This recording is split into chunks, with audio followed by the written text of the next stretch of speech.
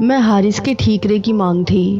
ان دنوں میں 8ویں میں تھی جب ہمارا مکان 2 حصوں میں تقسیم ہو گیا تھا۔ وجہ یہ تھی کہ بچے بڑے ہو گئے تھے اور ہمارے بزرگوں کا کہنا تھا کہ اب ان کا آپس میں حجاب ہونا چاہیے۔ نہ جانے یہ کیسا حجاب تھا کہ حارث ابھی تک مجھ کو اسکول چھوڑنے اور لینے جاتا تھا، کیونکہ میرا کوئی بھائی نہ تھا، لہٰذا وہی میری حفاظت کا ذمہ دار تھا۔ ہم اب بھی پہلے کی طرح باتیں کرتے، کوئی پردہ نہ تھا۔ گھر کے درمیان ایک دیوار اٹھا دی گئی تو کیا ہوا؟ ہمیں کب اس دیوار کی پرواہ تھی؟ میٹرک کرتے ہی چچا جان کو حارث کی فکر ستانے لگی۔ اسے وہ تعلیم کے لیے بڑے شہر بھجوانا چاہتے تھے اور میری دنیا حارث بن سونی تھی۔ یہ سوچ کر مغموم ہو جاتی کہ وہ دوسرے شہر چلا جائے گا، تبھی دعا کرتی خدا کرے اس کا داخلہ بڑے شہر میں نہ ہو سکے۔ حارث کی جدائی کے تصور سے پریشان ہو جاتی تھی۔ یہ سمجھنا تھی کہ اگر اس کا داخلہ بڑے شہر میں نہ ہوا تو وہ اعلیٰ تعلیم سے محروم رہ جائے گا، جس کا اثر اس کے مستقبل پر پڑے گا۔ ان دنوں مجھے ان باتوں کی سمجھ کہاں تھی، میں تو بس اپنے جذبات کی تابع تھی۔ میرے نزدیک حارث کا گاؤں میں رہنا اس کے شہر چلے جانے سے اچھا تھا۔ اعلیٰ تعلیم کے لیے شہر جانا تو لازم تھا، تبھی نہ چاہتے ہوئے مجھے اس بدبخت دن کے سورج کو دیکھنا تھا جس دن اسے گاؤں سے شہر روانہ ہونا تھا۔ سبھی کچھ ویران اور اداس ہو گیا۔ مجھے اب سارے موسم ایک جیسے لگتے۔ وہ جاتے ہوئے ان موسموں کے رنگ بھی ساتھ لے گیا تھا۔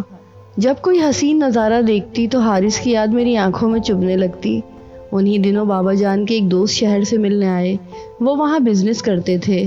انہوں نے بابا کو مشورہ دیا کہ شہر چل کر رہو، وہاں بزنس کرو اور دیہات کی زندگی کو خیر بات کہہ دو۔ ایک کشش شہر میں جا کر رہنے کی اور بھی تھی۔ وہاں نظام تعلیم بہتر اور اسکول اچھے تھے، جبکہ گاؤں کے اسکولوں میں برائے نام پڑھایا جاتا تھا۔ جانے کیا والد صاحب کے جی میں سمائی کے دوست کی باتوں میں آ گئے۔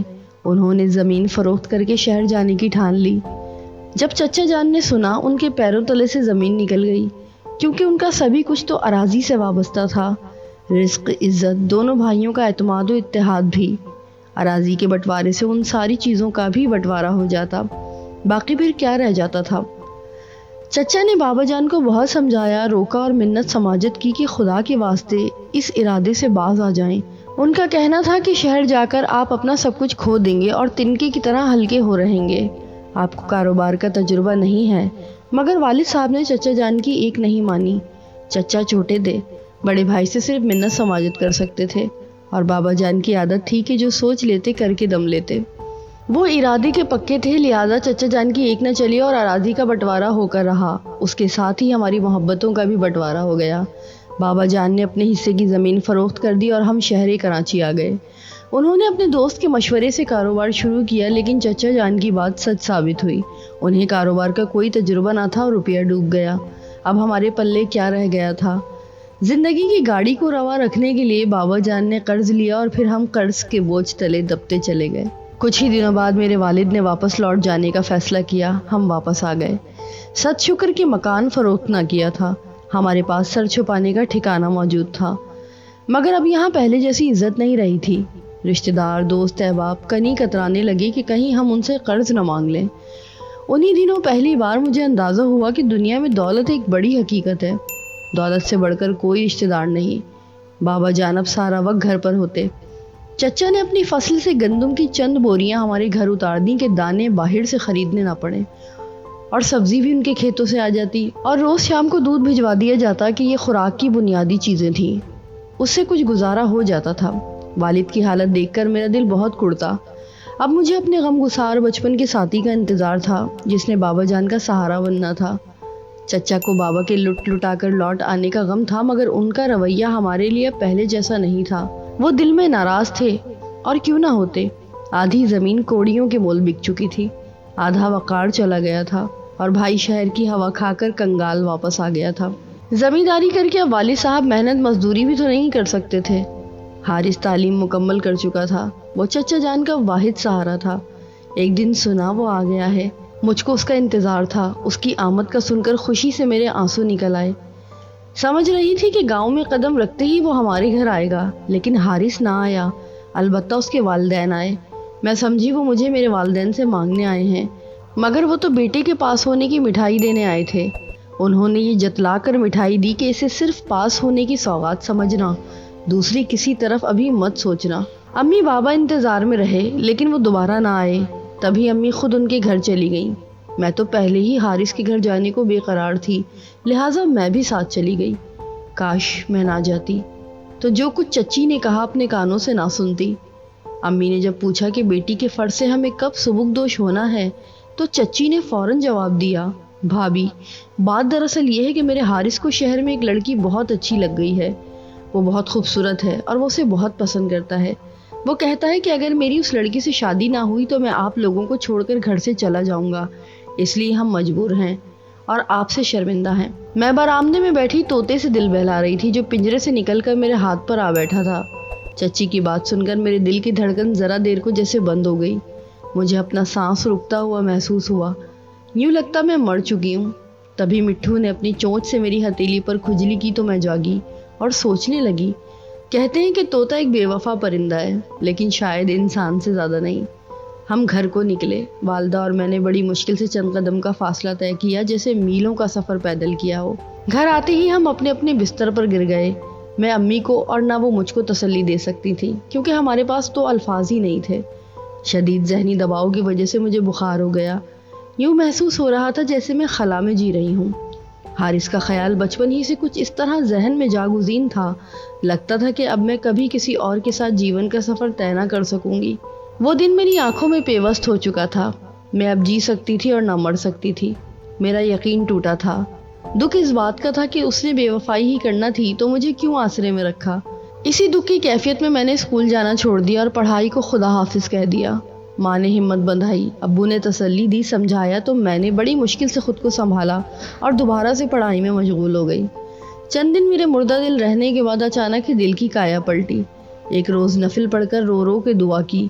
وہ قبولیت کی گھڑی تھی کہ سجدے میں گرنے سے میرے دل کو قرار آ گیا، جیسے کسی غیبی طاقت نے کہا ہو کہ حارث کی بے وفائی تیری ہمت پر ایک تازیانہ ہے، چل اٹھ، ہمت کر، اپنی زندگی کو مٹی میں نہ ملا۔ حارث کی بے وفائی میں راکھ ہونے کے بجائے میں خود کو نیا عزم و حوصلہ دینے لگی۔ خدا سے مدد مانگی اور پھر اس کی یادوں کو دل کے نہا خانوں میں دفن کر کے دن رات کتابوں میں کھو گئی۔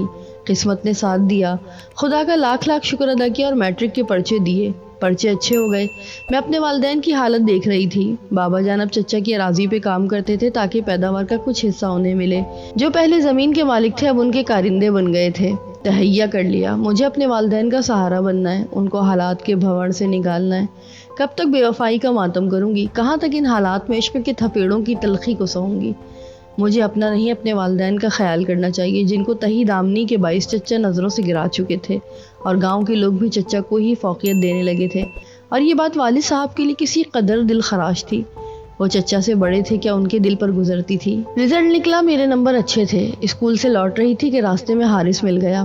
کہنے لگا، مجھ سے اتنی ناراض ہو کے بات بھی نہیں کرتی؟ میری کچھ عرض تو سن لو۔ اب کہنے سننے کو کیا رہ گیا ہے؟ تم نے تو بے وفائی کی ہے، ہم غریب ہو گئے ہیں تبھی نا۔ میں قسم کھا کر کہتا ہوں کہ میں بے وفا نہیں، جو بھی فیصلہ ہوا میرے والدین نے کیا ہے۔ حیران ہوں کہ تم نے میری بے وفائی کا کیسے یقین کر لیا۔ خدا کی قسم میں اس قدر نہیں گر سکتا، میرا یقین کرو۔ حارث کی بات سن کر حیران ہو گئی۔ جی چاہتا تھا اس کی معذرت کا یقین کر لوں، مگر دل شیشے کی طرح ٹوٹ چکا تھا، جس کو اگر جوڑ بھی دیا جاتا تو اس میں پھر سے بال رہ جاتا۔ میں اس کی باتوں کا جواب نہ دے سکی اور آگے بڑھ گئی۔ ایک دن بابا نے کہا، بیٹی اب گاؤں میں ہماری عزت نہیں رہی، تمہارے چچا نے بھی آنکھیں پھیر لی ہیں، اور ہماری قدر تو ہماری اراضی سے تھی، جب زمین ہی نہ رہی پھر گاؤں میں رہنے کا کیا فائدہ؟ ہم دوبارہ شہر چلے جاتے ہیں۔ میں مزید تعلیم حاصل کرنا چاہتی تھی۔ والد صاحب کا فیصلہ میرے لیے خوشی کی نوید تھا، اور شہر جا کر آباد ہونے کے لیے ہمیں اپنا آبائی مکان بھی فروخت کرنا تھا، جس کو چچا جان نے بلا تاخیر فوراً ہی بخوشی خرید لیا۔ بابا جان مکان کے پیسے پلو میں باندھ کر کراچی آ گئے۔ جب قسمت ساتھ دے تو انسان حیران رہ جاتا ہے۔ اس بار ایک دیانتدار اور ہمدرد انسان بابا جان کا دوست بن گیا۔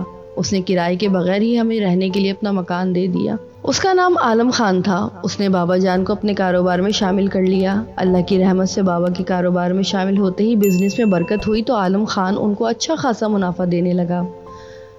اس کو یقین ہو گیا تھا کہ میرے بابا اس کے لیے لکی ثابت ہوئے ہیں۔ میں نے شہر آ کر کالج میں داخلہ لے لیا۔ حالات نے کئی رخ بدلے، مجبوریوں نے کئی روپ دھارے، مگر ہمارے حوصلے پست نہ ہوئے۔ میں اپنی منزل کے حصول کی خاطر مستقل سفر میں رہی۔ مسلسل محنت نے میرے جذبات منجمد کر ڈالے۔ مجھے کسی شے سے دلچسپی نہ رہی، یہاں تک کہ حارث کی یادوں کو بھی دل کی زمین میں گہرا گڑھا کھود کر دفن کر دیا تھا۔ ایک دن خبر ملی کہ حارث کی شادی ہمارے گاؤں کے قریب ایک زمیندار کی صاحبزادی سے ہو گئی ہے۔ یہ خبر سن کر یک سویا ہوا دکھ جاگ اٹھا اور میری آنکھوں سے آنسو بہہ نکلے، مگر اب یہ دل ان صدموں کے سہنے کا عادی ہو چکا تھا۔ 2 سال کی سخت محنت کے بعد مجھے میرٹ پر میڈیکل کالج میں داخلہ مل گیا۔ میں نے جن حالات کا مقابلہ کرتے ہوئے اپنی تعلیم جاری رکھی تھی وہ صرف میں ہی جانتی تھی، اسی لیے میں نے اپنا سارا وقت تعلیم پر توجہ دینے میں صرف کر دیا۔ کوئی کیسی زندگی بسر کر رہا ہے اس بات سے مجھ کو کوئی سروکار نہ تھا۔ سلطان ہماری کلاس کا لائق لڑکا تھا۔ میں پڑھائی کے ہر مسئلے پر اس سے مدد لیا کرتی تھی۔ وہ قابل ہونے کے ساتھ ساتھ نیک اتوار تھا۔ کبھی کبھی پوچھ لیا کرتا تھا کہ تم اتنی خاموش کیوں رہتی ہو؟ اس سوال کے جواب میں بھی میں خاموشی رہتی تھی۔ جب ہم نے ڈاکٹری کا امتحان پاس کر لیا، آخری ملاقات والے دن سلطان نے اپنے دل کی بات ظاہر کر دی۔ اس نے کہا، میں اپنے والدین کو تمہارے گھر بھیجنا چاہتا ہوں رشتے کے لیے، کیا تم مجھ سے شادی کرو گی؟ یہ بات شروع سے میرے دل میں تھی، مگر اب اسے کہہ دینے کا وقت آ گیا ہے۔ اس کو کیا بتاتی کہ میں محبت کی بازی ہار کر کس طرح یہاں تک پہنچی ہوں۔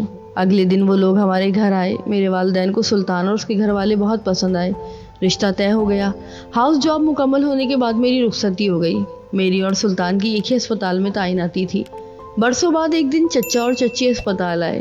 چچی بیمار تھی، مجھے دیکھ کر گلے رکھ کر رونے لگ گئیں۔ بتایا کہ حارث کی بیوی اچھی نہیں نکلی، اس مغرور لڑکی نے میری یہ حالت کر دی۔ اس کو اپنے باپ کی جاگیرداری کا گھمنڈ ہے۔ حارث بھی LLB کرنے کے باوجود وکالت نہ کر سکا۔ ہم نے تم جیسی پیار کرنے والی نیک بخت اور ہیرے جیسی کو ٹھکرایا، ہمیں اس کی سزا مل گئی۔ مجھے چچی کی حالت پر بہت دکھ ہوا، لیکن کیا کر سکتی تھی۔ اچھا بیٹی، تم اپنی بتاؤ، تم خوش ہو؟ اللہ کا شکر ہے، میں بہت خوش ہوں۔ سچ ہے، اللہ کسی کا صبر اور محنت ضائع نہیں کرتا۔ سلے میں مجھے سلطان جیسا اچھا شوہر اور نیک سسرال ملا۔ ہمارے 2 پیارے پیارے بچے ہیں۔ دعا کریں خدا میری خوشیوں کو سلامت رکھے۔ تبھی میں نے سوچا کہ میرے پاس خدا کی دی ہوئی ہر نعمت ہے، اور وہ دکھ بھی دل سے محو ہو چکا ہے جو مجھے حارث سے ملا تھا۔ اگر میں نے ہمت نہ کی ہوتی تو آج میری زندگی اتنی روشن اور شاداب نہ ہوتی۔